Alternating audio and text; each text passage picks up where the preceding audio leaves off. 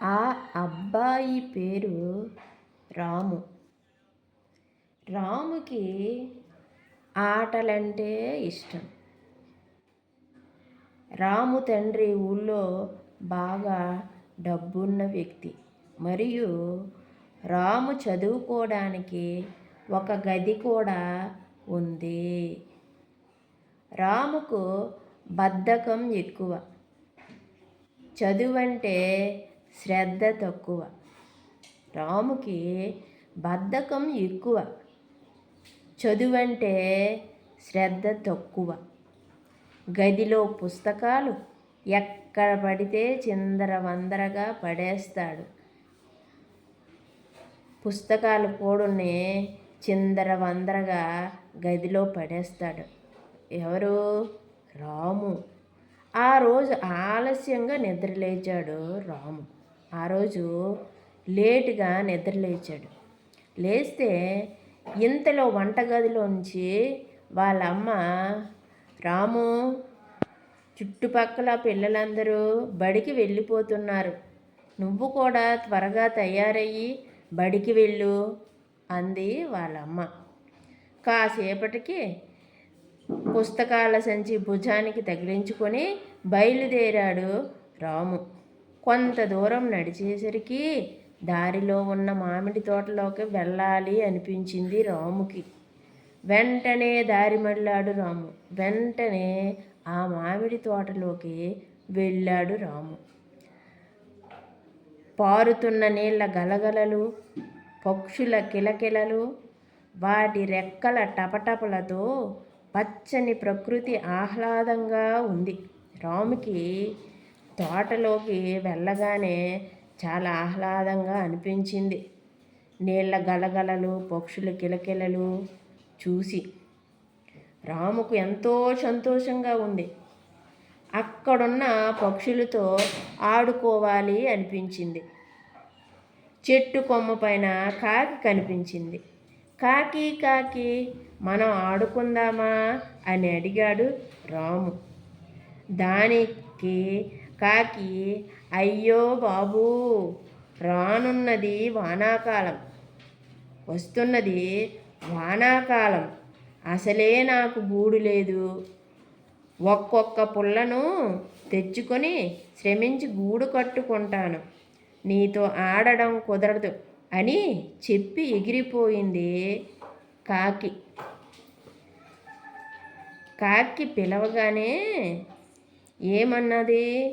వచ్చేది వానాకాలం, నాకు గూడు లేదు, ఒక పుల్ల తెచ్చుకొని శ్రమించి గూడు కట్టుకుంటాను, నేను ఆటకు రాను, వెళ్ళిపో అనింది కాకి. రాము చిన్నబుచ్చుకున్నాడు, రాలేదు, కాకి ఆటకు రాలేదని. ఇంతలో అక్కడున్న పువ్వులపై వాలుతున్న తేనెటీగ కనిపించింది. రాము ముఖంలో ఆనందం కనిపించింది. తేనెటీగను పలకరించాడు. తేనెటీగ, మనం ఆడుకుందామా అని ఆసక్తిగా అడిగాడు రాము. ఇప్పుడు ఎవరిని అడిగాడు రాము? తేనెటీగని అడిగాడు రాము. తేనెటీగని రాము అడిగాడు. ఆ తేనెటీగ రాముతో ఏమన్నదో మనం ఒకసారి చూడాలి. ఏమన్నది? రాము మాటల్ని పట్టించుకోకుండా తన పని తానే చేసుకుంటూనే, నాకు అంత తీరిక లేదు బాబు, పూల నుండి తేనెను సేకరిస్తున్నాను, పూలు తొందరగా వాడిపోతాయి, నాకు చాలా పని ఉంది అని తేనెటీగ ఎగిరిపోయింది. నేను రాను బాబు, నాకు పని ఉంది, పూల నుంచి తేనెను సేకరిస్తున్నాను, పూలన్నీ వాడిపోతే మళ్ళీ నాకు తేనె దొరకదు అని తేనెటీగ ఎగిరిపోయింది. రాము దిగులు పడ్డాడు. ఇంతలో ఎదురుగా చీమ కనిపించింది. చీమా, మనం ఆడుకుందామా అని ఆత్రంగా అడిగాడు. ఎవరిని అడిగాడు? చీమని అడిగాడు. అడిగితే, బాబు, ఇది నేను గింజలు సేకరించుకునే కాలం, బాబు, ఇది నేను గింజలు సేకరించుకునే కాలం, రానున్నది వానాకాలం, రానున్నది వానాకాలం. అప్పుడేం తింటాం? ఇప్పుడు కష్టపడి గింజలు సేకరించుకొని దాచుకుంటే అప్పుడు సుఖంగా ఉండొచ్చు అంటూ గింజను మోసుకుని పోయింది చీమ.